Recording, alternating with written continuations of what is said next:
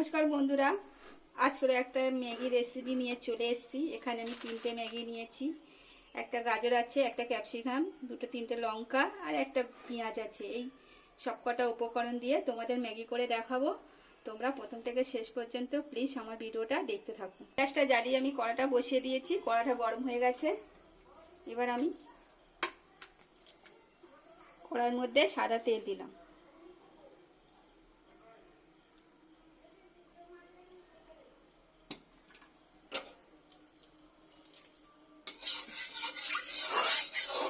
গরম হয়ে গেছে, এবার আমি একটা কেটে রাখা পেঁয়াজ দিয়ে দিলাম।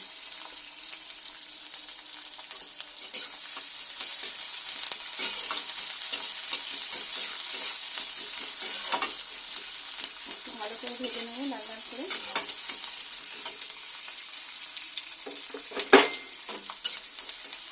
পেঁয়াজটা আমার একটু ভাজা হয়ে গেছে, এবারে এখানটা আমি গাজরটা দিয়ে দিলাম।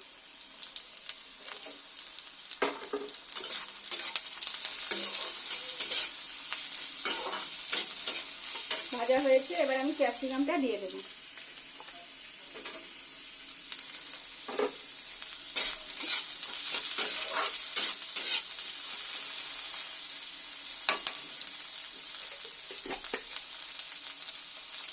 ম্যাগি মশলাতে নুন থাকে, 1 চামচ নুন দিলাম।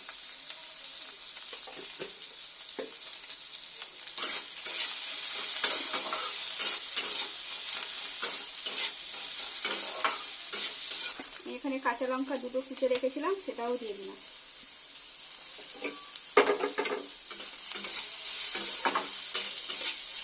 এটা ক্যাপসিকাম গাজর আমার সব উপকরণগুলো ভাজা হয়ে গেছে।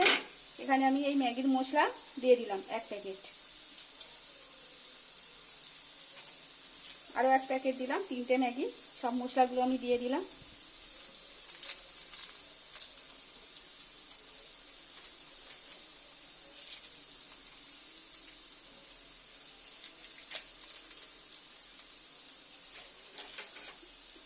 একটু করে ভালো করে নেড়ে দিলাম।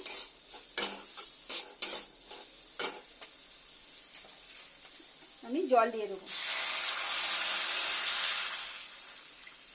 ঝোল যেমন খাবেন সেরকম তুমি জল দেবে।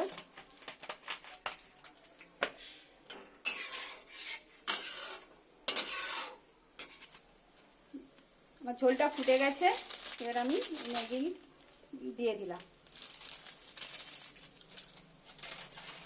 সবগুলো দিয়ে দিলাম। এই ঝোল আর ম্যাগি একসঙ্গে ফুটে গেলে আমার হয়ে যাবে ম্যাগিটা।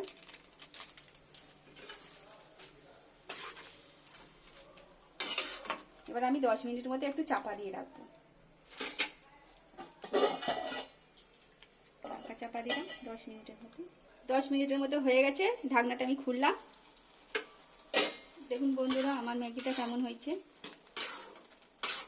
তোমাদের এবার পরিবেশন করে দেখাচ্ছি। দেখুন বন্ধুরা আমার ম্যাগির এই রেসিপিটা কেমন হয়েছে।